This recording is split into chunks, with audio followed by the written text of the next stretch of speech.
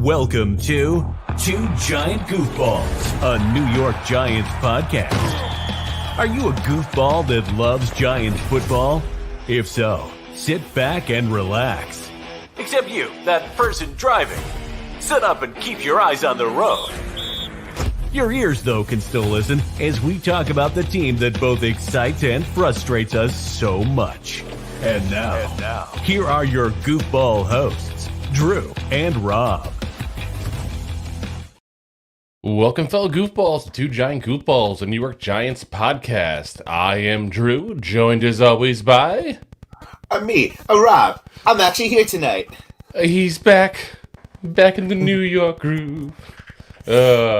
Welcome back, Rob. We missed you there yesterday. I know. John was like missing. He was like, "Where's Roberto at?" I don't know how he's giving you like a Spanish name for no apparent reason there, but it's a Senor mustache. Is that what it is? It's a mustachio. The mustachio is why. So, on paper today, guys, day 3 of the free agency, you would go, okay, Giants didn't make a major move. Giants didn't make a trade. There's probably not that much to talk about. And you'd be wrong. 100% wrong.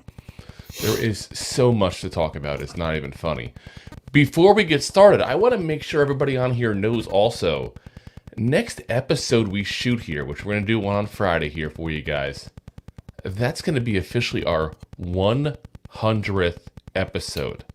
100 episode, guys. And that's just since, the beginning part of August here. So you're talking, 7-8 months of work here at that point. So, I really want to take a second to thank everybody who's been listening, whether you're new, whether you've been listening since day one.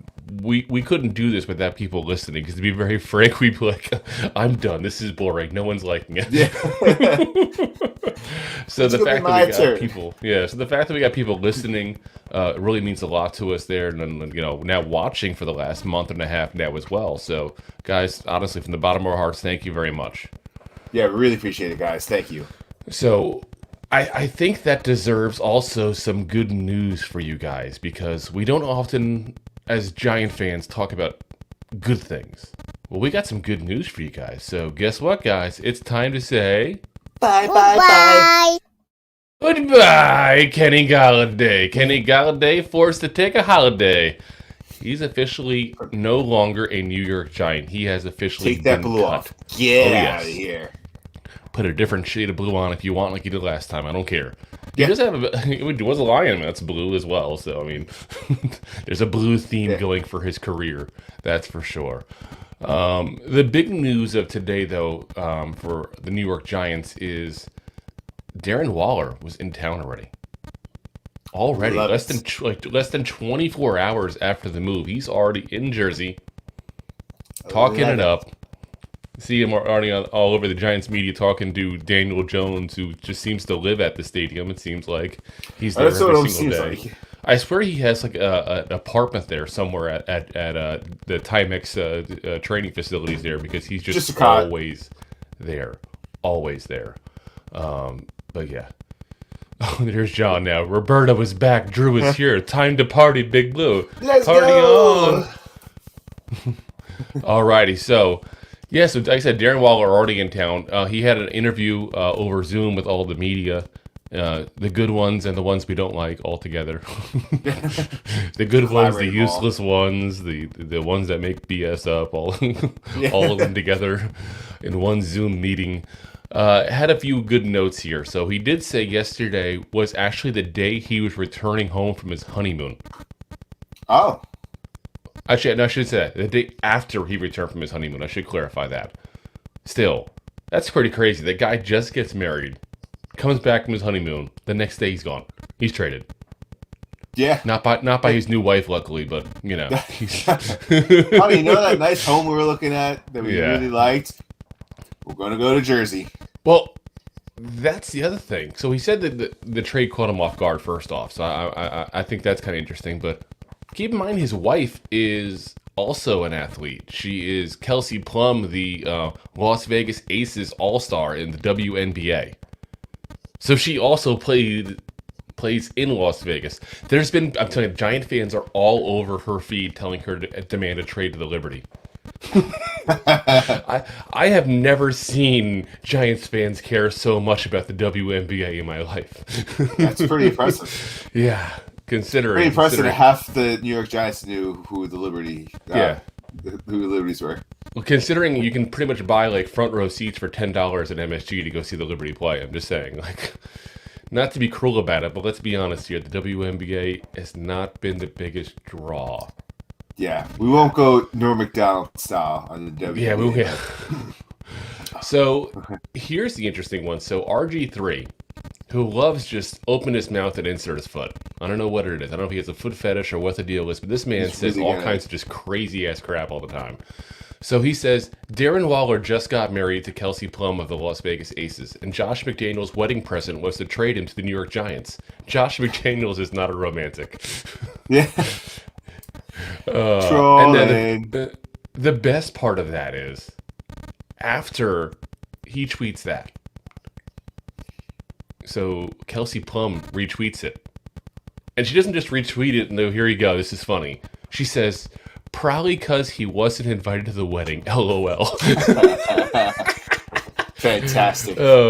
Makes you wonder, though, like, did they not invite him to the wedding? Was there bad blood with the new regime that just got in the last year with, McDaniels and the rest of the coaches there? Because, let's be honest, they didn't use him right. They used him as a wide receiver. They didn't want to touch him as a tight end.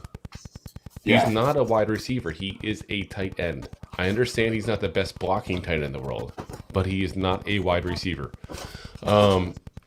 So a few good quotes here from Waller in his conversation there with the media. So on his new teammates, he said they just radiate with humility. Then love to hear that. Yeah. Then he said he talked about his prior injuries over the past 2 years, called them legitimate concerns of the fans. So basically saying, I get it. I get why some fans are a little cautious on me because I've been injured the last 2 years. He said he's changing his off-season program and believes he's overworked himself the last 2 years in the off-season. And that's why he's been injured, because he hasn't given his body a chance to rest at all.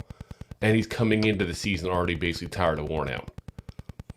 Makes some sense. I can't sit there and say that I'm an expert on working out. Rob, you know a lot more on the topic than I do. So, I don't do much working out besides lifting, 12 or 20 ounces at a time. So, feel free to feel free to dig into that one there.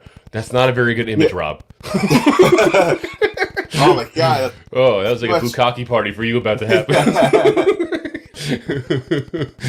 Anyway. Oh.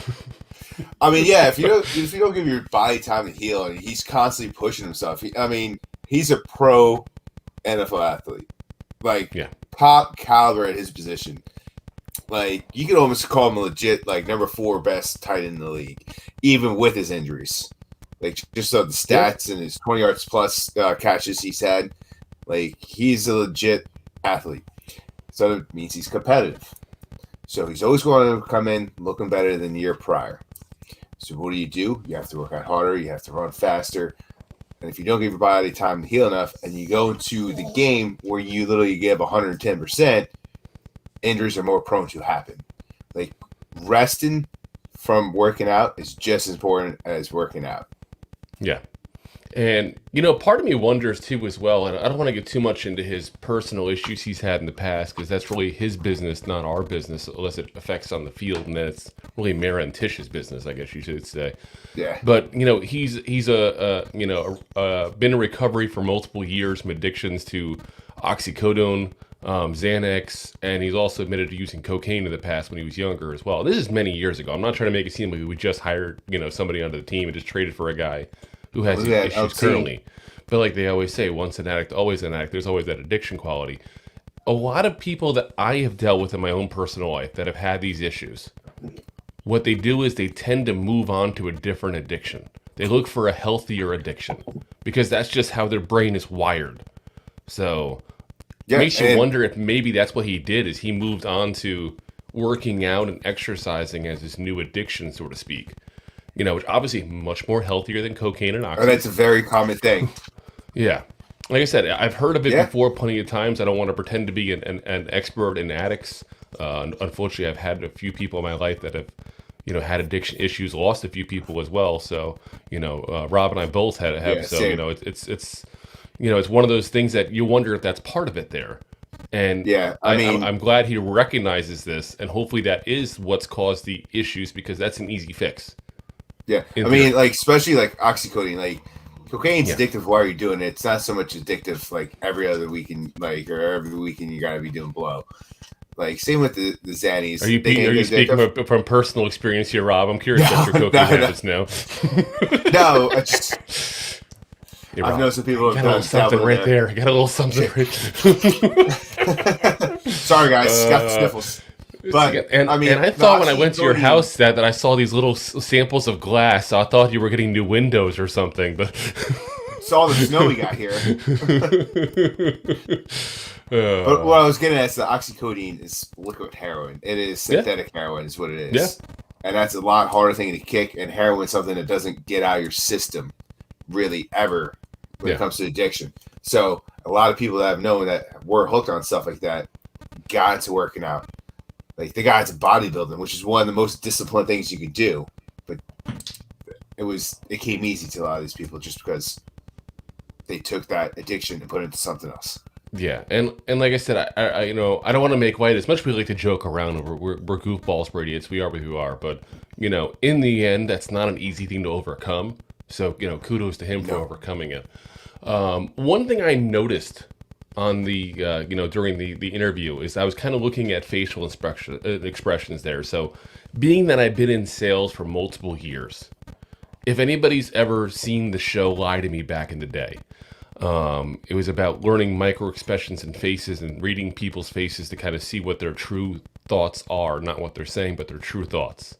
And it's something I've kind of learned to do in the sales career I've had, over the last 20 years or so. One of the things I realized is when he was kind of like going through the motions a lot of the interview, as all these guys do. Let's be honest. I'm gonna give it 110%.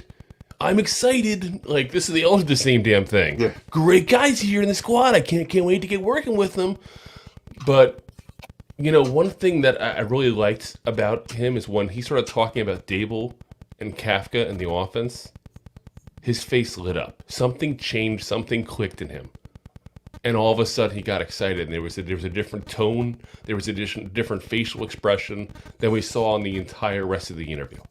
So I like that he seems to be excited to work with people like that. Because I mentioned on the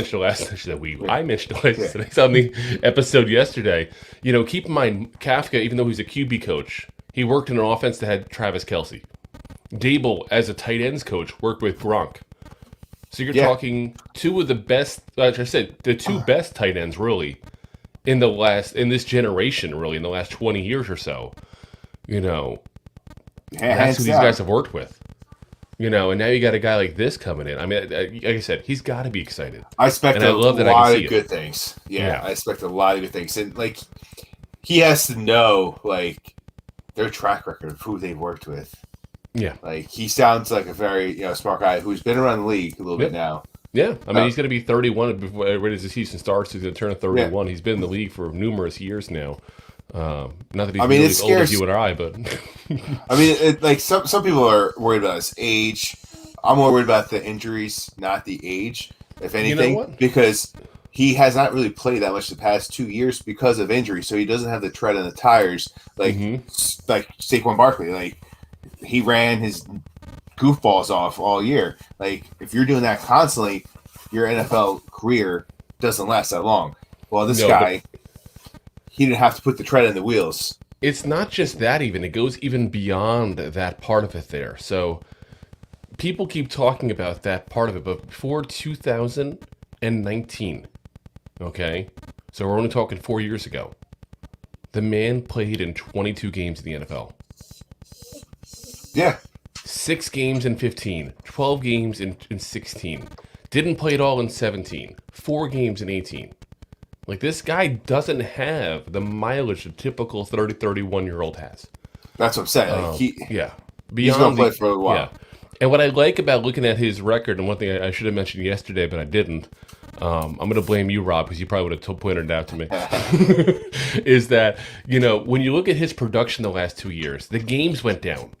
The production itself, as far as what he was doing per game, did not. And that's a key thing for me. You know, he had about 700 yards in 11 games in 21, had about almost 400 yards in 9 games in 22 here, when he wasn't even being used nearly as often or the same way, because let's be honest, the Raiders didn't want him last year, and McDaniel certainly didn't want him. So like I said, I'm not concerned with him as far as production, as long as he can stay on the field. That's for sure. He was also asked what kind of role he's going to have in the offense and what he expects the Giants to be doing with him overall. He said, whatever is asked of me, I will do. And I think that was probably in reference to what we were just talking about, how he's used as a wide receiver and that kind of stuff more with the Raiders Raiders offense. Yeah. I expect him to move around the field, to be honest. I expect him to be in line sometimes. I expect him to be in slots sometimes. I even think he'll probably go outside sometimes. I think you're going to see this guy all over the field. I think Cap and Dave are going to get very creative with him.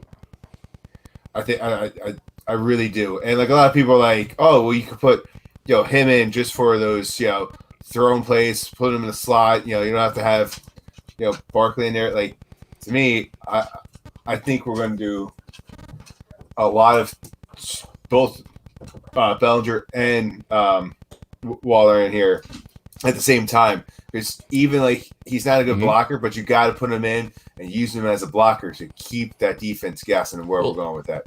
He doesn't have to be like the best, but as long as he's putting some production there, it keeps the defense guessing what's going on. Yeah, and one thing we talked about, yesterday is the fact that when you do a double tight end set with him, you still have to respect the pass. 100%. Because it's still a possibility, not just with him, with Bellinger as well. I don't want to start downgrading Bellinger as if he's not any good because we got Waller. We have a top 5. We have a top 5 tight end of the league, and we also have a legit starting tight end in the league on top of that. That's not a bad thing. It's a good problem to have. So John Anderson strikes in with probably, slang for probably. Listen, that's how she tweeted it. Okay, John, don't mock me for my verbiage. That's how she tweeted it. It wasn't me. My dad chimes in with, Giants need to restructure some contracts, and that was one of the questions that was asked also of Waller, is have the Giants approach you about a contract. Again, for anybody who wasn't here, to listen to the program yesterday, and we talked about this originally, we owe not a single penny of guaranteed money to him because he was traded to us. So it's 11 up to 13, I think, 1 year, $1 million contract for him per year with no guaranteed money whatsoever. And everybody's pointing out the fact that we can go ahead and cut bait if we want to, if he keeps getting injured or if he has any issues or he just declines or whatever the case may be. What it also means, though, is he is a very, very easy person to restructure. So 100%. If you go ahead and convert, let's say, I don't know, $20 million of that. Let's just say $20 million. We can't do it that way. Let's say we could break him down to the league minimum. Okay, let's just round it off to $1 million. Even it's probably 1.2 or something like that for him. Probably. We have $10 million that we can now spread out amongst all the 4 years of the contract. So that puts his cap hit, instead of being 11 and change, it puts it at 3.5. We just picked up $8 million in cap space, folks. This is the stuff that the winning teams do in order to go ahead and have cap space to sign people. So I firmly expect the Giants to potentially do something like that, or at least approach them about that, especially given what we're talking about with the other guys here. We want to still do restructures with, Leonard Williams, Adoree Jackson, because we still got to sign a wide receiver. We still got to sign a safety. We still got to sign a draft class. And we're going to still have backups. Everybody wants to talk about the starters. We still have backup positions to sign as well. Plus, maybe interior linemen. Who knows? We'll see. But, as we talk about wide receivers, so we need to sign one. Art Stapleton, one of the few good media members. He tweets out, I've heard some buzz today about the Giants connected to DJ Shark and McCole Harpin. We'll see if that has any legs. You'd expect them to explore all options on the market. So a little ambiguous on what he means by that, because he may seem like there's interest And then he kind of downplays it at the very end of the tweet. Like, well, we expect him to look at everybody. So, I mean, yeah, you have to. Like, that's just... But you don't have to. That's the thing. You're not going to look... You're not going to look at guys that you don't... that we don't think are going to be, guys that are a good fit for us, whether scheme-wise, whether dollar-wise, that kind of stuff there. Yeah, like but OBJ, for example. Okay, let's talk about OBJ here, because that was brought up as well by a license plate guy today. He tweeted out and basically hinted that OBJ is down to 2 teams, and we're not one of those 2 teams. Good. He says we're out of the OBJ, basically, sweepstakes. And if I had to guess, it's the Jets and the Cowboys, because Aaron Rodgers has point blank said he wants him, and the other thing is that the Cowboys have wanted him since day one. If I had to guess, and if that's the case, OBJ, if you're listening, which I doubt you are, but if you are, go with the Jets. If you go to the Cowboys, you have totally killed your Giant legacy. I'm telling you right now, you have destroyed your legacy if you do that. And Rodgers officially announced that he wants to go over there on the Pat McVee show. You got the Lazard signing, so like they're going to have some weapons over there that they picked up in this free agency, and they weren't that bad last year with a quarterback situation. Yeah, and they're going to have a quarterback now. He's going to be very old, but we'll talk about that in a little bit there. Yeah. Got a couple other comments here. John Anderson, before we get off the Waller comment too much. Got to be cool for Waller's dad to see his son on G-Men because New York Giants is his team. Yeah. Listen, that's got to be. I mean, yeah, that's especially when you I love we're getting a guy who has a family connection to the team. He also chimes in after my talk about converting money over to signing bonus. Look at Drew with the big brain. Must have got it from his mom. Just kidding, Drew's dad. Careful there. Listen. Though, honestly, I definitely got my brains of both at that point there. So I lucked out that I got smart parents. It wasn't so good when I was a kid because it was harder to get away with stuff, but I still tried. Don't get me wrong. I still tried. Let's see here. So as far as the news, like I said, we talked about a minute ago there with McCole Hardman and DJ Shark. Real quick on that. DJ Shark, I want absolutely nothing to do with. He has the highest ceiling because he's the only guy of the group that's out there left that's had a 1,000-yard season. But the guy has missed half the games the last 2 seasons. Half of them. And this is not like the high ceiling like Darren Waller has. So you look at that and go, okay. This is a guy who's basically never had a complete season. Never. Always injured. Always something. He's like a younger shepherd. Younger shepherd. That's basically what he is. My dad says, you got away with plenty, LOL. I would list some things for you, Dad, but I don't know what you know or don't know about that I did. Yes. You let him list it off. I definitely had some interesting stories there. But yeah, so like I said, I don't want a thing to do with Shark.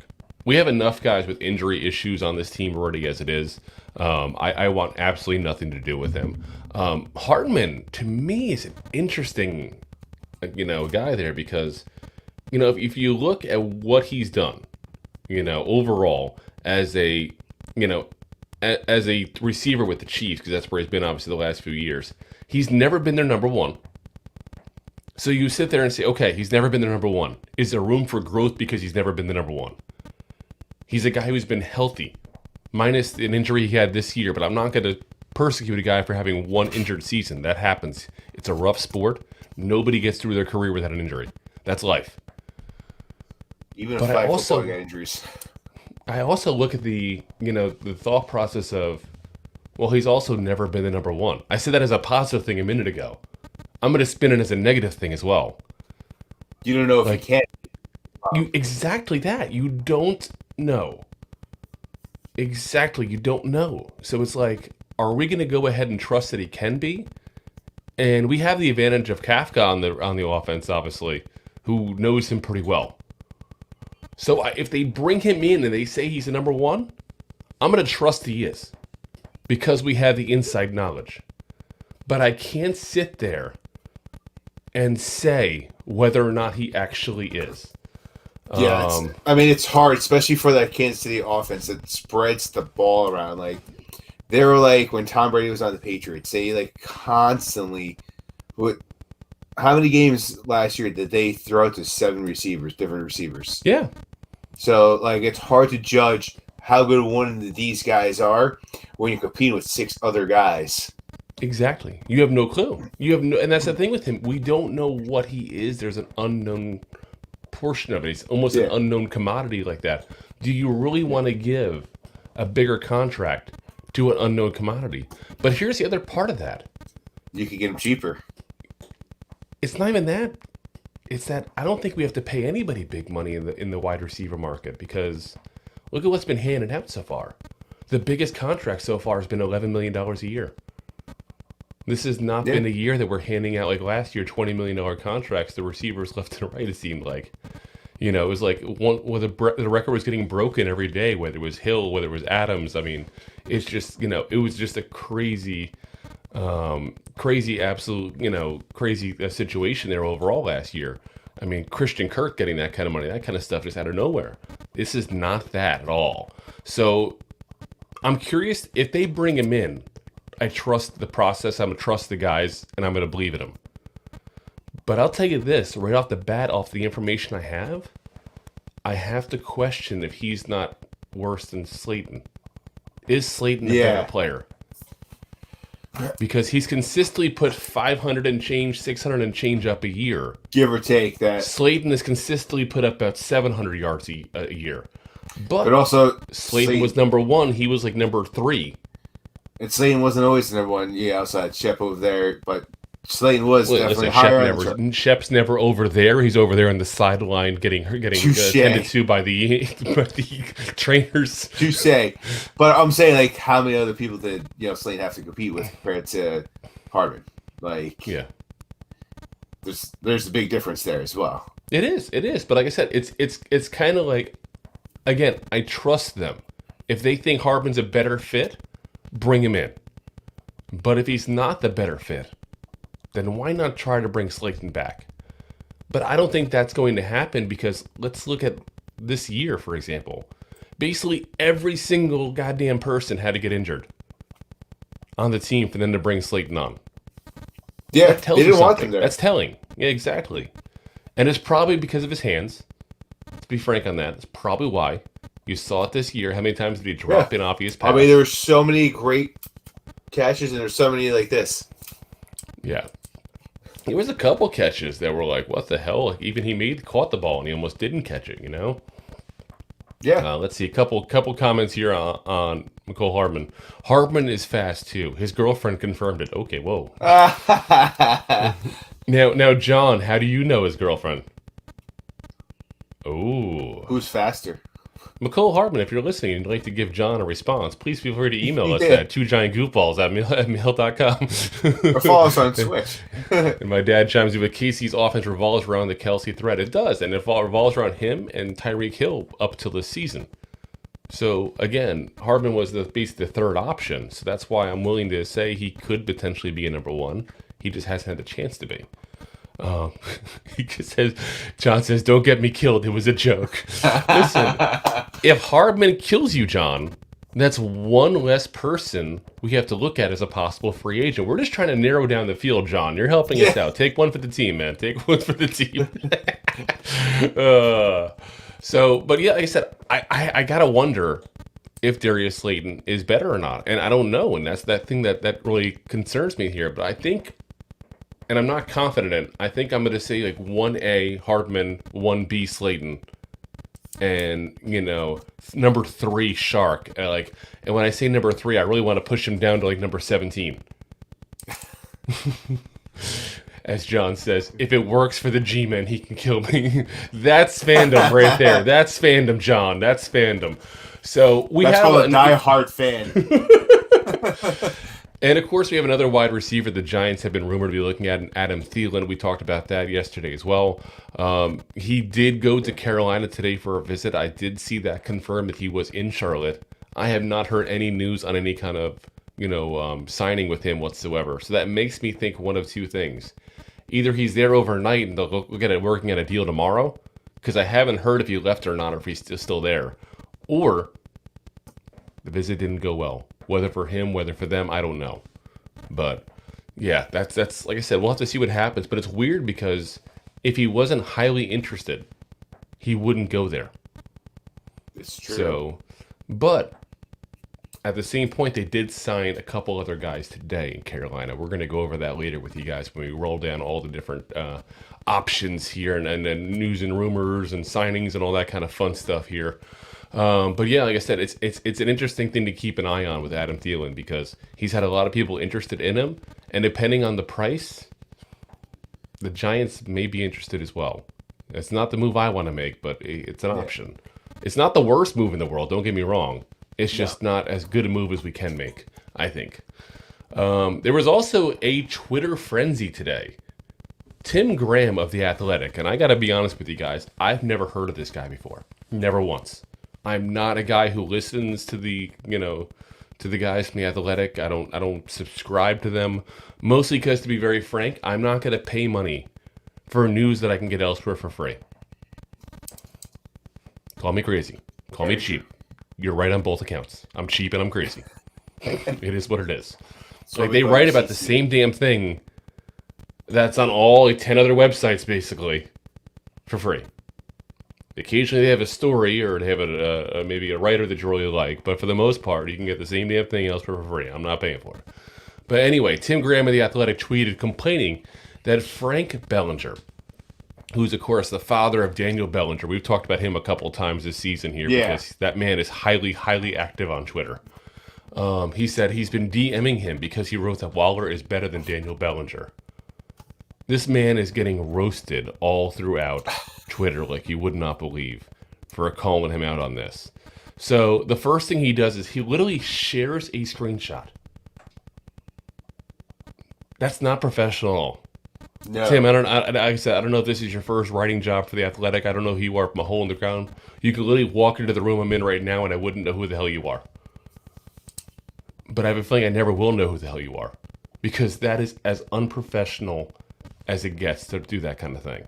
So I'm going to read it to you because it's already out there anyway. So Frank wrote to him and said, Daniel was a rookie last season. How does Waller's stats match up to Daniel's in his first 3 years combined? Do some research, man. Yeah, he went at him a little bit. That's fine. That's a dad. He does that. You know, my dad's obviously can hear it as well, and I'll tell you right now, I know damn well if somebody went after me, he'd be doing it. So, and again, it's part of the game. Like, you deal with this. I have had people come at me on Twitter. Last year, Trayvon Walker from the got drafted number 1 overall by the Jaguars.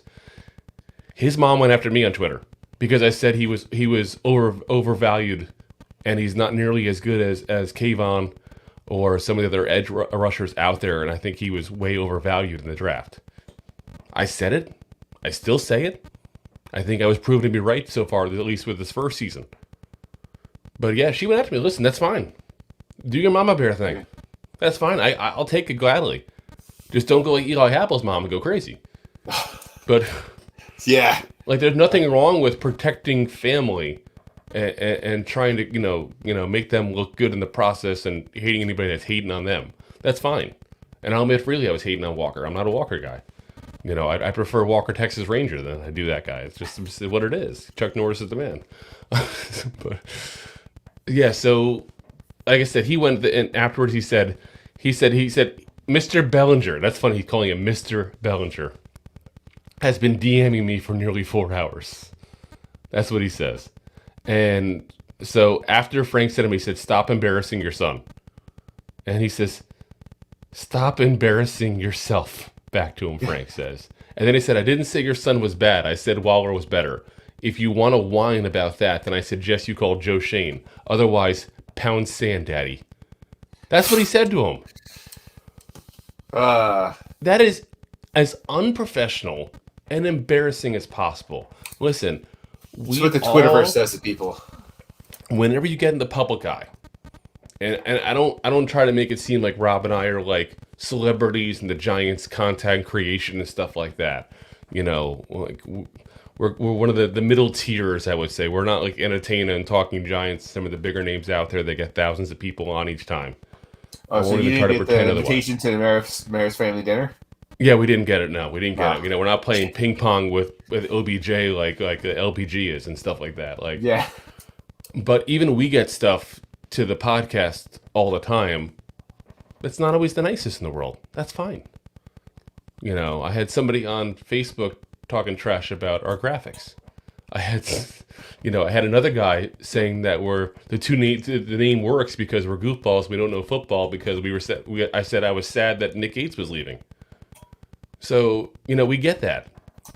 You go back at them in a funny way, like I always do, and you move on. And if you don't like it and you don't want to continue the conversation, there's an option, Tim, where you just don't respond. Call me crazy. Yeah, you just don't respond. And if it continues, there's this lovely button with the word block on it. You may not be able to guess what it does, but it blocks people. Just like Tony. Yeah. You don't put it out there for everyone to see in what was clearly meant as a private conversation. That is unprofessional as it gets. So it makes me very glad that I am not a subscriber to The Athletic because I'm too cheap to be. Yeah. That makes two of us. So, probably a good time to mention also, for anybody who's not cheap, we do also, of course, have the option if you like the content and want to sponsor the next show, buymeacoffee.com/2giantgoofballs. Buymeacoffee.com/2 And you guys buy me a beer instead. Yeah, it's actually put on there as buy me a beer on the actual site there, and then, like I said, it starts at just $5. Nothing crazy you got to go at that point. If you guys choose, and if you guys don't choose, listen, we're glad if you're just listening. So yeah, I don't want to be that show either. Just you're showing up. That's right there, and you're not even just showing up so you don't get fined. So that's even better. Yeah. So one last bit of Giants news and rumors there. Of course, we've talked about this the last couple of days that the Giants have been rumored as being interested in Jerry Jeudy, the Broncos wide receiver who used to work with Dable over in Alabama as well. So again, another guy they got a little bit of information on. The latest news is that the Broncos are supposedly seeking a first-round pick for Jerry Jeudy. Now, keep in mind, Jerry Jeudy was a first-round pick. So it's not like they got him for a sixth round and they're looking for that, and he's put up 200 yards a season. This is a guy that I think quietly got much better last season. So, you know, his first 2 years, his rookie season at 856 yards, not a bad rookie year. I'll take that. Sophomore season 467. Last year 972 with six touchdowns. So the guy has shown some growth. You know, keep in mind he was injured a little bit his second year when he had that lower number as well. And I would take it. And don't forget, he's been playing with Russell this past year. Yeah, and I would take him. And my only concern is that is a first rounder too much to give up for him? So I guess the question I have, and I'm kind of curious, people that listen here in the Facebook and YouTube and Twitch that can give us their comments here, since we can see all those three on the comment field here. What do you guys think? Is Jerry Jeudy worth a first round pick?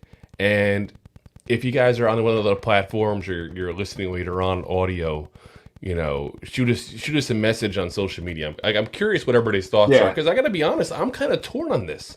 It's pick 25. It's not like we're sitting there with the number 5 pick or the number 7 pick or the number 6 pick or number 2 pick. The picks we've had the last couple of years. Are we really thinking that if we pick up a wide receiver, the 25th overall pick of the draft, that he's going to do better than a guy who has put up at least 850 yards 2 out of the last 3 seasons? And he's still 24 years old. Now, the biggest concern I do have is you're giving up the cheap years when you do that. He's going into year 4. So you got the cheap year, one more. You got the 5th year option next year. And that's it. And then you got to worry about signing this guy long term. So that's the biggest concern I have. But I got to say, on paper, I'm not so sure I wouldn't make that kind of move. No, I may want to pick back in the process. Like I may say to the Broncos, hey, give me Judy in a third round pick. You could have my first round pick. I may try something like that. Turn around because we're back down to one third round pick. So you got Jerry Judy, you get a corner in the second round, you get an offensive lineman in the third round, you got the extra third round wild card pick now, and you're still on pace, and you have who could be potentially your number one overall wide receiver. There's worse plans out there. I mean, I see the wheels are going, Rob. I see the wheels are going. The hamster's rolling. Instead of the number one pick, would you give him like a 2 and a 3? No. The big thing for me is we have multiple holes to fill that we're going to have to probably fill the draft, at least the way it's looking right now. I don't want to give up multiple picks. Now, if they want to give me take a 2 outright and I keep my number 1, I'm cool with that. I would make that trade right now. Done. Yeah. But if they want the 1, I would give them the 1 if I get something else back in return besides Judy. It's got to be, I got to get another pick back. So I'm not losing out on that. It's got to be like at least a third round pick. So, like I said, we'll see what happens. It's just interesting because I don't ever see that kind of thought process. Like, oh, they want a first round pick. That's ridiculous. Like, you're allowed to go back with a secondary offer. You can say you want something else back in return. You know, you're still giving them the first round pick they want. You're just getting something else in return for it. That's all. So, all right, we got some draft news today as well. So, you know, we got to go over that real quick. And a while ago, there was, my dad had asked a comment here. Based on Jalen Carter's workout today, he may drop down draft board significantly. So, for those who are unaware, along with the legal troubles he's had, because we still don't know what's going on there, he's apparently gained 9 pounds since the combine. Refused at today's Georgia Pro Day to participate in anything but positional drills. Not a very good sign when you're already having these troubles. And considering where we're at defensive tackle, as talented a guy this guy was in Georgia, I'm good. He's off my board. I don't think he's off my board. I would not take him no matter what. He falls to number 4. You're not going to take him in the 4th spot? Yeah. The 4th round? Yeah. You think he's going to fall that much? I'm just saying, no matter what, you're just going to put it out there. I mean, I don't think the Mara family doesn't like trouble to begin with. So, like, if you get in this trouble beforehand, like, I don't see it happening. Honestly, he's off my board. If you want to say he falls to the 4th round, okay, maybe at the 4th round he pops back on my board and I go, okay, is this worth it? What information do we have? But as far as like the 1st round pick, nope. Yeah. He might fall. Too many flags. Well, this is like, instead of Sheldon Cooper presents Fun with Flags, this is not fun and too many flags. Yeah. So I'm good. I'm going nowhere near this guy. The other bit of news draft-wise is that now it's been confirmed that the Raiders and Texans also talked to the Bears about the number 1 overall pick. And why I think that's interesting is it just confirms that obviously the Texans are going to look at a quarterback, but it also tells you the Raiders wanted one too. Now they got Jimmy G. That's why they want one. Are they done, or are they going to try to move up now to number 3, like the Cardinals or something like that, or hope that one falls, like, you know? I mean, I think they still draft there or something. I mean, you still draft a quarterback. I mean, you got Jimmy G. Like, so you don't throw the rookie, the young guy coming back in right into the fire. Like, yeah, I mean, I'll give you an interesting option. If I am, let's say, the Raiders, besides the fact that I automatically give my owner a haircut, because he looks like an old obese Chucky doll. I would look at maybe if the ones are gone in the 7th pick that you might want. I might look at like a Hendon Hooker who's coming off the ACL injury, from Tennessee, that might have to go 1 year on the bench, so to speak, to get fully healthy, learn a little bit, and you got Jimmy G who can start. Not a bad move, but I think that's a 2nd round pick. Like I said, food for thought. They've had some history with 2nd round picks being quarterbacks. Ask Derek Carr. Didn't work out the best for the long term, but I mean, he what was there for many years? So many years. As my dad strikes in before, as far as Carter said, he won't fall out of the first round, but it pushes everybody up one spot. Yeah, no, it does, and that makes it more difficult for us to get maybe who we want, especially if he's not on our board. Yeah. So, I believe it's that time, Rob. It is that time to talk about frenzy time. Frenzy time. Oh yes, it is time for the free agent frenzy. If this will actually play, it won't play for some reason. Shoot! Frenzy time. Frenzy time.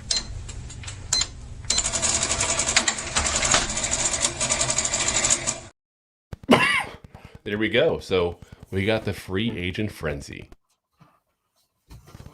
So we got a lot of signings again today. Not nearly as many as the last 2 days because we're on day 3 now. But we do have a lot. We also have some news as well. So first up is the big news story of the day. The big news story. And that is Aaron Rodgers went on the Pat McAfee show today and said point blank that he told the Packers on Friday that he intends to play for the Jets and wants a trade. So Aaron Rodgers to the Jets is pretty much a done deal. Now I've also heard rumors that the Packers want 2 first-round picks. You do not give up 2 first-round picks for a 40-year-old quarterback. I'm sorry. No.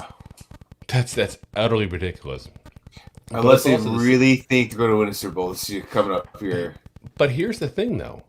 That's the same as Daniel Jones asking for $45 million. You're just going high and see what happens. So I think they're going to give a first-round pick and probably a conditional pick next year. That's what I'm thinking. But we'll see what happens overall. We do have a couple signings as well. Jacoby Brissett, the journeyman who's played for half the league now.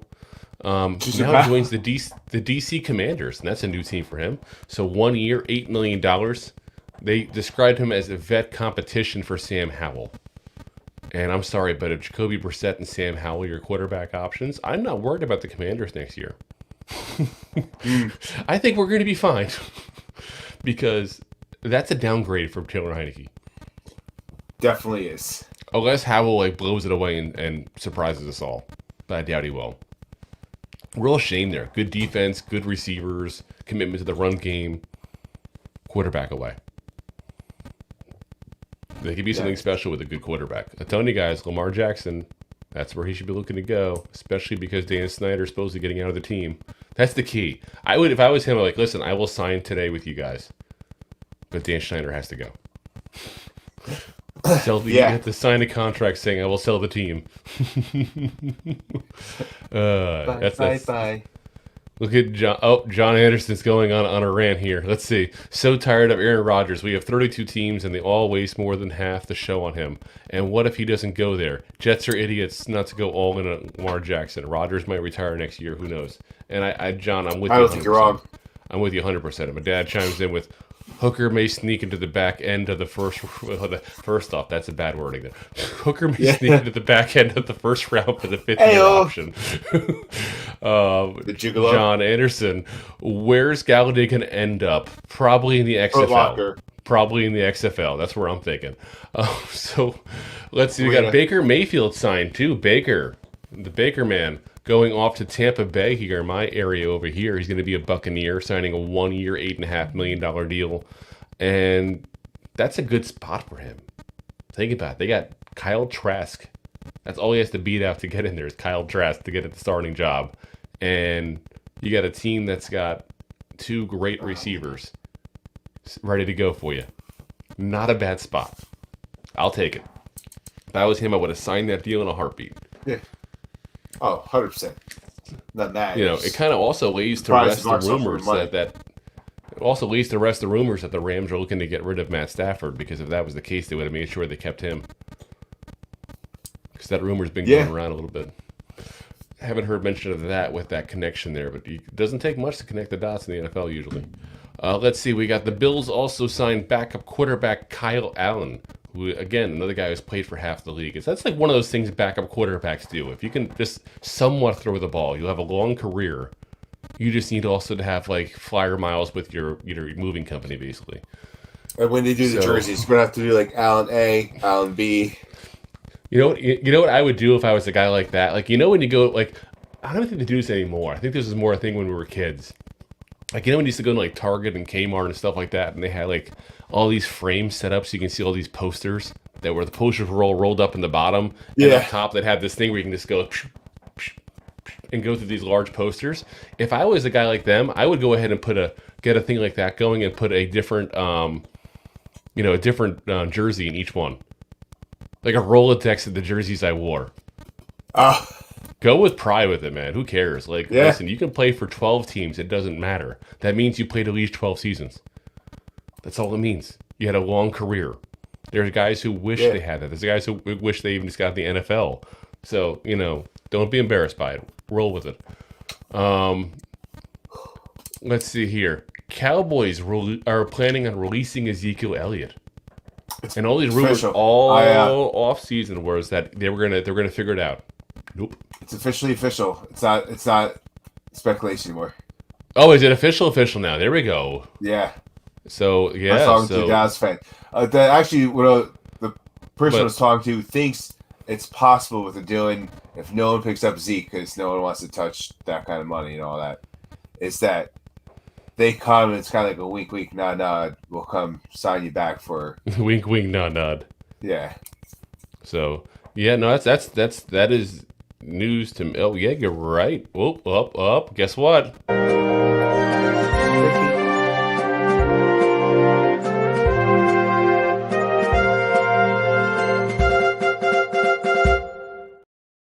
Oh, breaking news. Yes, it is official. You're right there. Just a couple hours ago, it was official that they went ahead and, released Ezekiel Elliott, who's, it feels like he's been a Cowboy forever, as he's, wears his hair like bear ears and wears midriff shirts like a cheap hooker. I don't know what's going on, but he's just...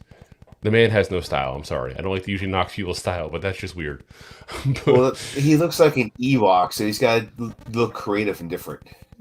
So, rumor is the Bucks are actually interested in him. I did hear that rumor as well. Who would have thought? Listen, if you told me 3-4 years ago that Baker Mayfield and Ezekiel Elliott would be a Buccaneer, I'd be like, wow, they're doing good stuff. I'm just saying, it's weird how a couple of years changes your mentality on players, right? That's just not so good there. As my dad chimes in, Zeke's last play was as a center. That's not wrong. That's what happened. So let's see here. We got a lot of moves here at the running back position. The Lions signed David Montgomery, the former Bear, so he stays within the NFC North 3 years, $18 million. The Saints signed Jamal Williams, the former Lion. See, it all goes full circle. 3 years, $12 million. And that's the guy who was the touchdown machine. I think he led the league in touchdowns, rushing touchdowns there, but just barely at over 1,000 yards. He was just a beast when it came to the red zone, basically. Panthers also are plan to sign Miles Sanders. Told you there's some Panthers news coming. So Miles Sanders. So I guess a lot of moves here. We got a couple backups that went as well. The Bears added Travis Homer from the Seahawks, 2 years, $4.5 million. Ravens re-signed Justin Hill, 2 years, $45 million. No word yet if he's related to Hank Hill from King of the Hill yet or not. Dolphins re-signed Myles Gaskin, 1 year deal. That's the third running back they've re-signed in the last 24 hours now. So they seem to be wanting to just roll with it again and be a high pass offense and just say, screw the run, who cares? It's almost like they don't want to protect the quarterback. It really is. That's one of the best ways to protect the quarterback is to go ahead and have a good running game. I don't know why with the issues. That's why you get a backup quarterback. Yeah, well, they need him, that's for sure. They got Mike White now. That's their backup quarterback. They're good. So, wide receiver news there. Juju Smith-Schuster, probably the biggest wide receiver name left on the board there, minus OBJ, and I don't know how you want to even classify OBJ since he didn't even play last year. 3 years, $33 million. Now, the interesting thing was, we talked about this yesterday, that Jacoby Myers signed with the Raiders for 3 years, $33 million. If you think that didn't lift some eyebrows, it definitely did. You're wrong. Because even Jacoby Myers was like, really? So it's interesting because it makes you wonder, did he want to play for the Patriots still? And they said no. And then they gave the same money that the Raiders gave to him to somebody else. I listen, I would take Jacoby Meyer over Juju Smith-Schuster in a heartbeat. In an absolute heartbeat. But, maybe it's an offensive scheme fit or something like that. Who knows? But it's gotten to the point where Bill Belichick doesn't get the pass anymore because it's been multiple years since they've been really good. Ever since Brady left. Yeah. Yeah. Like I said, he always made some weird moves. He always did. And he always gave him the pass. It's like, it's Bill Belichick. It's the Patriots that keep winning rings. I mean, there was... It's been enough years now. Jimmy G was supposed to be his answer. He was, but I don't think he anticipated on Tom Brady playing for 57 years in the NFL. I mean... No, definitely did not. Because he wanted to get rid of Tom Brady. Think about it. Jimmy G was drafted when Tom Brady was probably like 40. So, yeah, it makes sense that you would think he's probably not going to play much longer. Who would have thought he just retired this offseason for the second time, though he's still also rumored of possibly coming back against... I was going to say, who might cost to come back? Yeah, who knows? Some lesser deals there for wide receivers. Bill signed Deontay Hardy, who's 2 years, $9.5 million. The guy is a kick and punt return specialist, former All-Pro as a returner. So, not a bad guy to have on the team there because special teams are special. Yeah, super special. Austin Doolin re-signs with the Colts 2 years, $9.2 million. Onto the tight ends where Panthers, we talked about the Panthers there, expected to sign Hayden Hurst away from the Bengals. No news yet on numbers-wise. So, they got a running back and they got a tight end. They had Thielen in town. No deal yet. Like I said, it makes you wonder, do they choose these guys over Thielen? Or are they really making a splash and trying to make sure they have plenty of weapons for the number 1 overall pick? Who knows? Let's see. Tackle-wise, Riley Reif expected to sign with the Patriots, played last season with the Bears. It's his 4th team in 4 seasons, which is weird because he's not a bad player. It's just, he's just the guy that you look at him and go, okay, he wasn't horrible, but we can probably do better. Yeah. So, guard-wise, former Giant Will Hernandez stays with the Cardinals 2 years, $9 million. Yeah. Thanks, Joe Judge. Because I'm telling you right now, if Will Hernandez was on the Giants, he'd be starting. Yeah. He'd be starting. But the Giants just totally screwed him up by having like 5 different O-line coaches. And it's just, didn't work out. And I got no hard feelings towards that guy because I really think the Giants screwed that one. But I've said that about multiple players. I said about Eric Flowers, who I know is like one of the most hated first-round picks the Giants ever had. The Giants screwed him over because they rushed him into the game way too quickly. They moved him around left side, right side, and he should have been a guard. Should have tried him at guard. Same as I'll tell you this right now, if Evan Neal doesn't improve this year, I will be screaming next offseason for him to become a guard. It's what happens. Sometimes you're a tackle in college, you move to guard in the NFL. So, listen, I'm optimistic, though, that Evan Neal will turn it around. But you never know. Then you block that tackle in a sack. Like I said, you just never know what's going to happen there. So, we'll take a look and see how he does this year. So, also we have Daniel Brunskill leaves the San Francisco 49ers for the Titans. And he's an interesting guy because he's had a good number of starts on his belt there. He plays tackle. He plays guard. He plays center. He's like their Nick Gates. Just plays everywhere. So, nice guy to have on the team there. He's actually a guy that I was low-key thinking about for us potentially. But he becomes a Titan. Commanders re-signed Tyler Larson, their center. No numbers that I've seen yet on that one. Eagles. Some Eagle news. They re-signed Fletcher Cox, 1 year, $10 million. And he now he starts his 37th season with the Philadelphia Eagles now. That's what it seems like. Oh my God. It's like every single year, it's like, is he coming back? Is he not coming back? And he just keeps on coming back. He's like that bad penny they can't get rid of. Cox. Yeah. Oh, man. So yeah, they got him coming back. The Texans, signed former Jet Sheldon Rankins, 1 year, $10.5 million. We talked about him yesterday, saying that the Jets were hopeful about getting him back. Well, that hope was squashed. Apparently, he's gone. Yeah. 49ers signed Clelin Ferrell, 1 year deal, and we talked about him on our show here. We did a little preview on the edge rushers and defensive linemen there, talking about how he might be a good fit for us because he played with Sexy Dexy. Wouldn't have the expectations he had when he was with the Raiders. But yeah, he gone. 49ers got him. And the reason they got him is because they're losing guys left and right on their line. So Samson Bookman leaves the Niners for the Colts, 3 years, $11 million. Charles Amenahu leaves the Niners as well for the Chiefs, 2 years, $20 million. So yeah, they had some shoes to fill there. We had also Arden Key signs with the Titans from the Jaguars, 3 years, $21 million. Saints signed Kalen Saunders, 3 years, $14.5 million. And Nathan Shepard also at defensive tackle, but no numbers given there that I've seen. Colts re-signed Taven Bryan, 1 year, $4.5 million. Raiders re-signed Jerry Tillery. Again, no news I've seen on as far as numbers in that one. The Panthers signed a very interesting guy. So I was looking him up because I always take a quick look at guys I'm not too familiar with based on where they played to kind of see the history and how good they've been, that kind of stuff. Panthers signed Deshaun Williams, former Bronco. Now I was looking at his stat lines. The guy played in 16 with the Bengals. Didn't have an NFL game again until 2020. I was like, what the hell? Apparently he bounced around from practice squad to practice squad to practice squad to practice squad to practice squad. So 2020 rolls around, and then he ends up a Denver Bronco. Ends up starting for them. He started 15 games last season for them. Kind of an interesting way of getting around to becoming a starter and getting some time in the league and getting some money. I haven't heard numbers on him, but if he was I guarantee if he was a 15-game starter last year for one of the best defenses in the league, he gets some money. He's getting the monies. I'm not saying he's getting Roquan Smith money, but he's getting some money.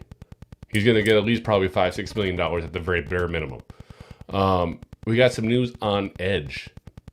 I'm on edge here because we got some guys that are released. Jadeveon Clowney released. Free agent for the 17th time in his career. I was going to say. Every year, dude, he's like a free agent. Like it's almost like he just like, I want them to talk about me in the off season. Cut me. Please talk. Please. I feel so left out. Someone talk about me. Feeling live again. He's released again, and I don't think the Giants hopefully will have any interest in him. I'm not a big fan of his game, never have been. I know some Giant fans have. I know that the Giants insider, like, they love him. Whenever they talked about free agents every year, like, Jadeveon Clowney, I know he's not the sack numbers, but he sets a good edge. He's good against the run. He does something with the pass, at least. No. Jadeveon Clowney is one of the most overrated players in NFL history. I'm sorry. Straight from his draft, too. That's why he's still so famous, basically, is because of the draft when he did in college. He's never made it in the pros, really. I mean, he had a couple of seasons, he had like 9 sacks with the Texans because they were triple teaming J.J. Watt at the time, and he was wide open. Yeah. We did get a second guy released that I'm actually more interested in. Mark Addison. So the Texans released him today. Former Bill. So there's the connection there with Dable and all. Averaged 10 sacks this season between 16 and 19. Just 13 sacks the last 3 years. 30 years old. So he's still got something left in the tank. He's still not what he was. For those who remember him in his Panther days when he was a freaking beast. But he's still a guy that, if we want to have... We talked about this before. We talked about Houston. We talked about Campbell from the Ravens and all. Sometimes it's not the worst thing in the world to get 1 or 2 veteran pass rushers in there that can come in on third down situations, give you a fresh pair of legs, and go in and do the thing. Yeah. Not the worst thing in the world. I wish more teams would do it. I kind of wish actually just the Giants would do it. It's a good strategy. It works. One signing we did have, Anthony Nelson re-signs with the Bucs. No numbers given there. But the Bucs also brought back star linebacker Levante David. And that was a guy that I thought was going to be gone. Although the signs on the wall, so to speak, were that he was going to be gone. 1 year, $7 million. Yeah. So it continues with the underpaid linebackers. And it's very rare, I'll say, in a free agency show that players are underpaid. But what the hell is going on? Really, it's crazy. I feel like some of these guys that we expected to get, over $10 million a year just aren't getting it. And I get that Levante David is, an older player now. I think we supposed to say he's 33 years old. But yeah, he's not bad yet. It's not like he's gone downhill. Like, he's still just as good. Connor Wallace comes in here with, what do you think of Will McDaniel the fourth defensive end? And I'll be honest with you, it's not a name that I've looked that much into yet. So we'll be doing more of a deep dive and draft guys there as the draft gets a little closer, Connor. So I'll keep that one on my list. So keep an eye out. We did talk about some edge rushers and some defensive linemen last week. So do go into the past episodes and you'll see some guys there that we did like. Alrighty, so we got, let's see here. Denzel Perryman, pursued by both the Texans and the Titans, played the last couple of years with the Raiders. No official signing yet, but it looks like that's going to come to pass probably tomorrow. Steelers signed former Commander Cole Holcomb to a 3-year deal. And Giant fans should remember that name because he's played with them a couple of years. He was one of their captains on the Commanders as well. So, interesting. They got worse at quarterback. Now they lost one of their better, defensive leaders there as well. So, on to corner. Vikings signed Brian Murphy from the Cardinals, 2 years, $17.5 million. So he's there to replace Patrick Peterson and be their top corner now. Will Harris re-signs with the Lions, 1-year deal. The big news of the day at corner.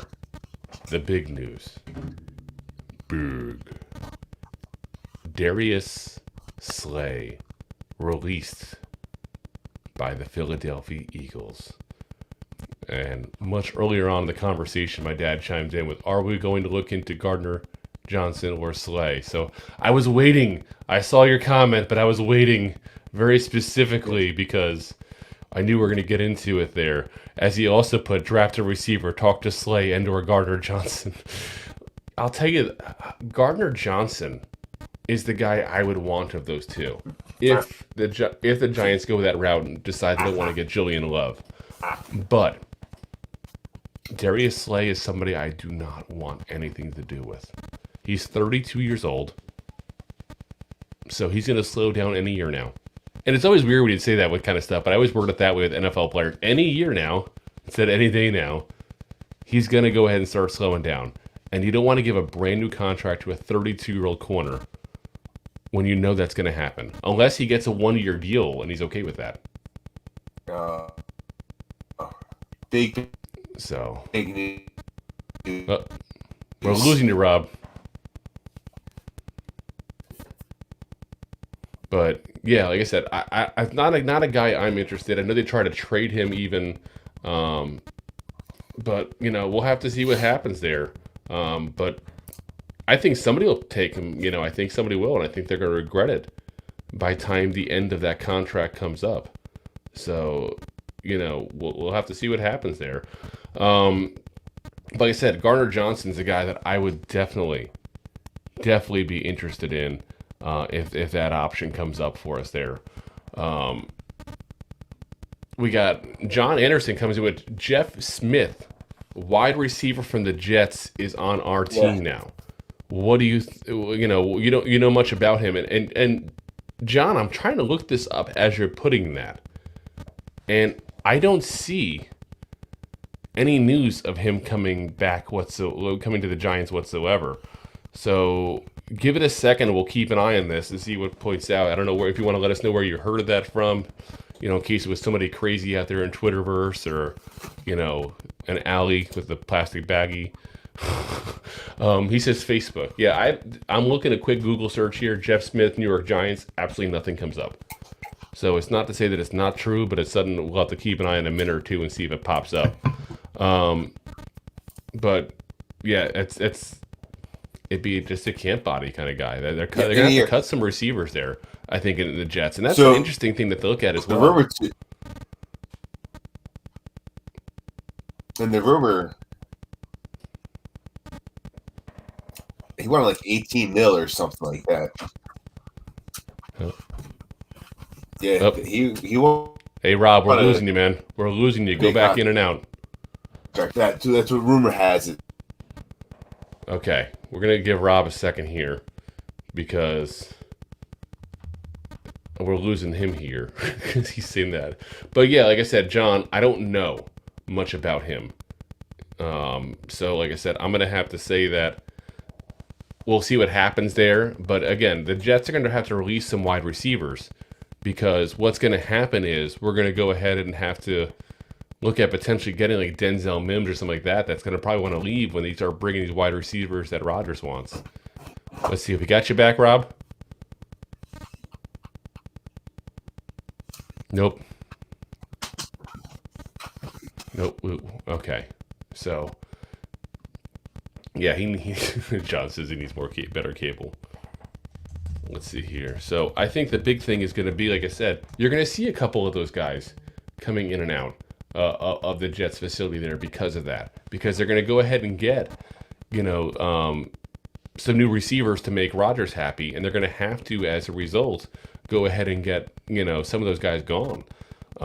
So, we'll see what happens there.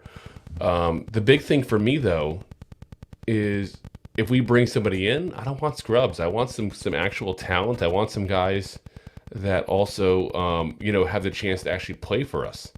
So, we'll see what happens there. But like I said, Darius Slade released by the Eagles. That's what started this whole thing. Byron Jones also released by the Dolphins. Is also released as well. And the interesting thing was, he was the guy that, if you remember just a little bit ago, they talked about him tweeting out a warning to the rookies at the combine, basically saying that be careful, don't listen to the trainers because I can't even jump or run. So the guy can't jump or run, but he still says he's going to play. So yeah, because I looked up the podcast, see if there's any last minute things that we missed out.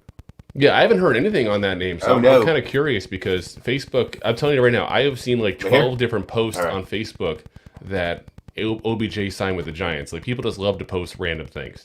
So we'll have to see. But like I said, I'm keeping an eye on that one as well. So we shall see what happens there. You know what? I'm seeing it right now. Tom Pelissero reported, former Jet wide receiver, is staying in New York and signing with the Giants per source. 4 seasons with the Jets, 34 catches, 426 yards, according to Dan Duggan as well. So yeah, the Giants did just pick up a new wide receiver. It looks like this is more of a camp body, though, than anything else. 25 years old, so, not exactly the oldest guy in the world here, but, at that point, 25 years old, I expect something. I expect to see that you've grown some as a player there. So if you're 26 years old, you're 4 years into the league, and you've never had even 200 yards, I can't get excited. Camp body.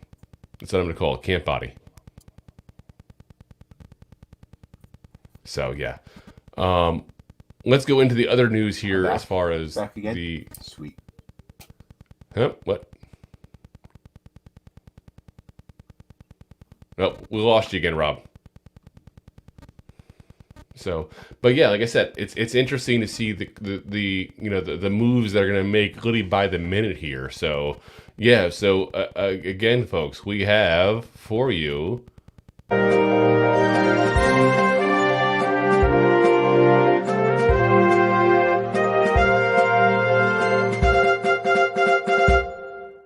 Yes, more breaking news. So we have a wide receiver, though not nearly the wide receiver we wanted. So, yeah, we do have one. So, like I said, camp body, I think, 100% camp body.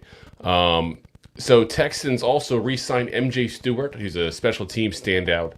The Niners also got Isaiah Oliver, a former Falcon, 2-year deal. No numbers given on that one there. Browns signed former Chief Juwan Thornhill, 3 years, $21 million. And it's interesting that, you look at these numbers and it gives you kind of an idea and a litmus, so to speak, of what we're looking at giving Jordan Love when he, looks at, coming onto us, hopefully as a re-signed guy there, because I want to keep Jordan Love on this, I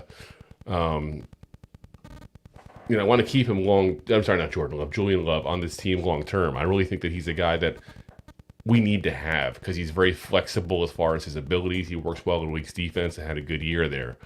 Let's see. We got Rob back. You back, Rob? I hope I'm back. Yeah, no, you're not back, Rob. Restart your computer. Restart your computer, man. But yeah, like I said, he's a guy I want to have back there. So Deb Ellis strikes in with, do you think Barkley will get a long-term deal? I do not, Deb. I don't, and I hope not. And it's going to sound bad when I say it that way. I'm not a Saquon hater. I'm a guy that's a realist and says that giving a big contract to a running back is a thing you shouldn't do because it's never going to work. It just doesn't. That's the history. But what I think they should do is tag him this year, see how he does, revisit it next year, hopefully be able to tag him a second time, and then it's probably time to cut bait because, yeah, it's gonna be an issue. So we'll see what happens there. As we try Rob again, let's see if it works. Rob, you there? Nope, you're not there, Rob. Restart your computer, man. All right, so on to the rest of the safeties here. Bills re-signed Jordan Poyer. He's the guy feels like he's been there 10 years with the Bills now at this point there. Been around for quite a while. Steelers re-signed DeMonte Kazee.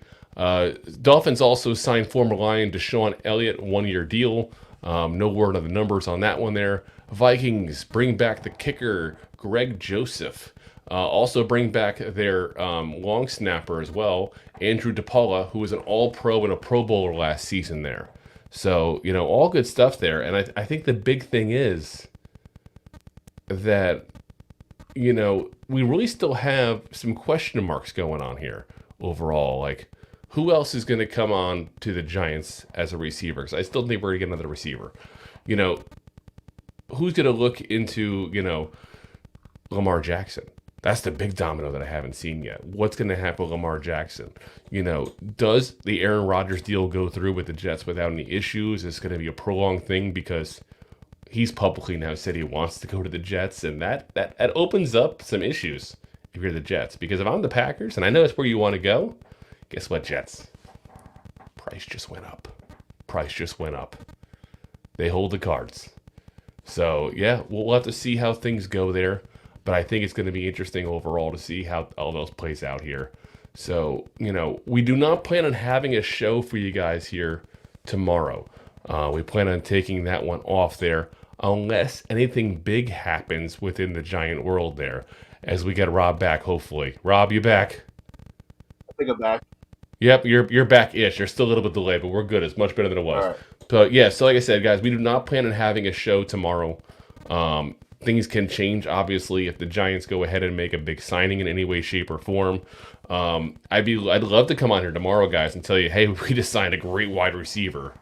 Let you get one more in the draft, and we're set. We got weapons like you wouldn't believe. I'd love to have that be the conversation tomorrow. As much as I also wouldn't mind a little bit of rest and time off, because between work and doing three days in a row of doing shows here, it's been a little tiring here, but I'm glad to do it because it's an exciting time of the year. It's exciting to be a Giant fan with some of the moves we've made. They're getting, an amazing tight end, a huge upgrade at linebacker, and getting, on paper it doesn't seem like nearly a big a deal, but a run stuffing defensive tackle, a defensive lineman there. So, all things we needed here. So, in Shane we trust. I'm liking what he's doing so far, except for re-signing Jamie Gillum. He should have been gone. I'm still on that. The punter sucks. He should be gone. I know. I'm off your deal. Irish hammer high horse. Yes. You're riding that hammer hard. He's definitely not Thor. Yeah. So like I said, guys, we'll be back. Worst case, we're going to be back Friday, which is the normal time for us, 9 o'clock, for our 100th episode. Spectacular. 100? Yes. And I've been publicly on Twitter today asking a certain Carl Banks to come on because, listen, we had Carl Banks. We got a chance to talk to him. I did actually, I should say, when I went to go see the Jaguars and Giants play. And he said, hey, I'll listen to the show and let you know if I want to come on. He has not responded since. He's probably like, these guys are so unprofessional. These guys cuss. They talk about the hookers. F-bombs. Yeah. So, yeah, obviously we'd be on our best behavior if Carl came on the show. But I'm just saying, I think that's probably what his concern is, that we're going to be those idiots that'll say... hashtag shave our beavers. Yeah, I think he's concerned we're going to say all kinds of crazy crap. But, obviously we tone it down when we have guests on. We don't want to embarrass them. So, especially when somebody actually has professional contacts and stuff like that and things that they have to worry about sponsors getting mad and that kind of stuff. So we'll see what happens there. But I think it's pretty safe to say he's not going to come on. But he should come on. Just saying, Carl. Should. Come on, Carl. Come on, dude. You can do it. You can do it. I'll stop calling you Carlton. No. I'll stop it. I won't say it anymore. Yeah. Not unusual to be loved by anyone. Yeah. Oh, there we go. We got 100. No. That'd be 10,000, John. We haven't done that many episodes. Okay, the math does not add up there. But yeah, no, we'll be there in no time the way we're going. I mean, give it another 30, 40 years and we'll have 10,000 episodes. Yeah, I was about to say. But honestly, dude, it's pretty cool there to be at 100 episodes because you and I both obviously follow other podcasters and other content creators. A lot of these guys do like one episode a week. So it's going to take them 2 years to get to that kind of range. We've gotten there in 8-9 months. So, that's... I'm going to pat ourselves in the back for that one there. Oh, yes. Pat, because that's pretty cool. That's pretty cool to see. It's a nice milestone. So, yes. Go to the left. Oops, wrong way. Damn this thing. Go to the left. Go to the right. I always go the wrong direction when I'm on this thing because people don't realize when you're doing live streaming on this stuff here, it's mirrored. So when you pick up your right hand, it's still your right hand on the screen, but you're used to looking in a mirror and seeing it the opposite direction. So it's a very weird thing when you're doing it that way. So yeah. Like I said, Giant fans, we'll be back on Friday. The plan right now is Friday to do another mock draft for you guys, a post, beginning of free agency kind of mock draft to give you guys an idea where we think we're going to go. Obviously, we're down one pick. Obviously, we don't have to worry as much as linebacker. Obviously, a tight end's not going to happen in the first couple rounds, that kind of stuff there. So, keep track of what's going on there because that stuff could change on the fly there. Like I said, as more things go down, we will be coming back on and giving you guys live shows those evenings to let you know whenever one of the big signings happen or maybe one of the big restructures happen because that's what I really want to see right now. I want to see some restructures, guys. I want to see Leonard Williams' number go down. I want to see Adoree Jackson's number go down.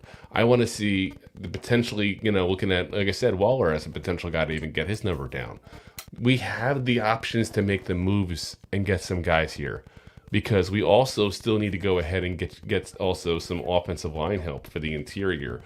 Originally I intended on, Rob and I talked about this earlier in the day, about even going through for you guys, some of the top free agents that are available and letting, guys know what we think as far as them being available or not. But I think we've reached that point where we've already been on like an hour and 20 minutes here with you guys. I don't want to give you guys too much and you go, oh my God, these guys shut up already. Because first off, no, we won't shut up. We'll keep talking. And second off, we understand that. But like I said, we have some other guys we might be interested in. Obviously, we need a safety still. Is Chauncey Gardner-Johnson somebody we look at all of a sudden because we find a way to make the money? Do we look at getting, another corner at that point so we need a CB2? Does one of the other wide receivers come up like a Hartman or somebody like that? Do we look at getting another edge rusher? There's so many different things we could look at. It's not even funny. Does Dalton Risner, we've talked about him before. He's a guy who's had a little bit of an attitude problem in the Broncos, but he's played above average, and he's still sitting there. Do we go with a guy like that all of a sudden? Do we look at, a guy like Isaiah Wynn, and, all night. Maybe look at him and say, hey, if you can stay healthy, do you want to try guard? You have all these options available. Still, there's still plenty of good players out there. Isaac Samalu from the Eagles, another one. The guard as well there. So, yeah, we had a lot. still options there. So hopefully we're coming back with some good news for you guys. John chimes in with, we had shut up 20 minutes ago, LOL. Roberto, your turn to do one-man show tomorrow if Drew is tired. Listen, I've been nonstop since I woke up for work here to get ready for the show and do the work. I know Rob does the same thing as well. Well, in between his multiple trips to ShopRite, because I don't know if you guys are aware, but Rob likes to ShopRite and always save. It's up at 4:30 this morning. So it's also the fresh ShopRite, produce if you're interested in a sponsorship. Yeah, if you're interested in a sponsorship there, Two Giant Goofballs on mail.com ShopRite, because we do like to ShopRite and always save. We enjoy the can sale and all that kind of fun stuff. Can. In all fairness, guys, I actually miss ShopRite down here because we got Publix and we got Winn-Dixie. And Winn-Dixie's kind of and Publix is nice, but it's very expensive. I do most of my shopping at Costco because of that. Yeah. So, no, there's no Wegmans. I'm saying, is that the Publix like the Wegmans? Yeah, Publix is like a Wegmans, except for not as bougie. Gotcha. Wegmans is definitely more bougie, I'll put it that way. And as we close out here, the Giants on their own account here just have confirmed that they went ahead and got him.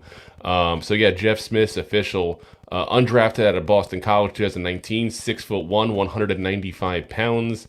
Appeared in 36 games, 7 starts, 34 catches, 426 yards. They put in parentheses, long at 50 yards, as if that's impressive, 50 yards. Yeah. Last season, 141 snaps on offense, 86 on special teams. So he was transitioning in college from quarterback to become a wide receiver. So yeah, again, guys, it's a body. I'm not going to get excited about this one. This is the guy they're going to bring in for camp, and you'll probably never see him past camp, or he'll be in the practice squad. So don't get too excited there. Hopefully tomorrow's the day we get excited. Hopefully tomorrow. Maybe we re-sign Slade. Maybe we get McCole Hardman. Who knows? We'll see. I kind of wish they'd wait till Friday though, so we get one night off. we'll keep going. We'll keep going if that happens. And John says, "You're in Florida. Where's Roberto? I think New Jersey, right? Probably has Optimum. They suck." Hey, whoa! I used to work for Optimum for many years, John. So you know how they suck. Yo, listen. Honestly, all cable companies suck. The scary thing is, it costs them like nothing to give you internet. It's like costing like $5 a month to supply internet. They still charge like $100. It's absolutely freaking highway robbery. This oligopoly they have at that point. But yeah, I can go on and on for that one there. So again, Giant fans, we'll be on again, like I said, Friday. Keep an eye on the news going on, because if something good does happen, we'll be on. So, well, definitely. It has to be something pretty decent for us to be on 4 nights in a row. We already promised to do on Friday as well. So if for us to do 5 days in a row, that's not going to be something big. Deb, I hope OBJ is not being considered. She says, yeah, Deb, no, OBJ is not coming. He's not coming at all. And LPG, East Bay guy, who knows him personally, like the two of them actually hang out as well, has said point blank that it's down to 2 teams and we're not one of the 2. So don't worry, it's not going to be him. So again, Giant fans, we appreciate you guys listening in. If you've been watching us live on YouTube, Twitter, Facebook, LinkedIn, Twitch, we appreciate you guys watching us live. If you're watching later on one of those as well, we appreciate you guys watching the video as well. Keep in mind we go live typically Monday, Wednesday, and Friday at 9 p.m.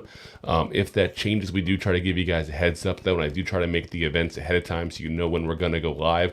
The best way to know when we're going live is hit that bell on the YouTube. That's the best way to go, because with Facebook, you got to do each individually. On YouTube, you can hit the bell, ding, and you know that we're going live. It just tells you that we're going live. So that way you can watch on your phone, watch your TV, whatever you want to do there at that point there. If you're listening on audio platform, we appreciate that. If you do prefer video platform, like I said, I just went down all the options you have for that one there. Of course, we're on pretty much every podcast platform known to man.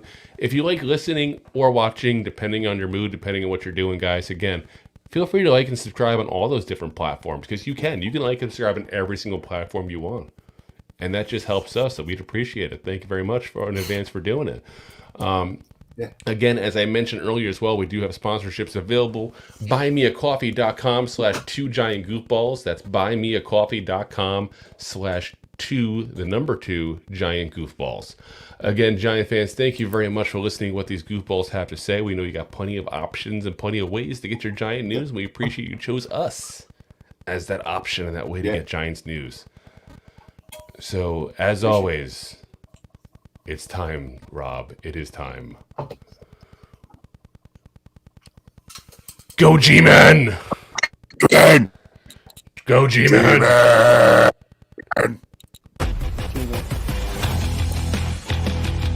Thanks for listening to Two Giant Goofballs, a New York Giants podcast.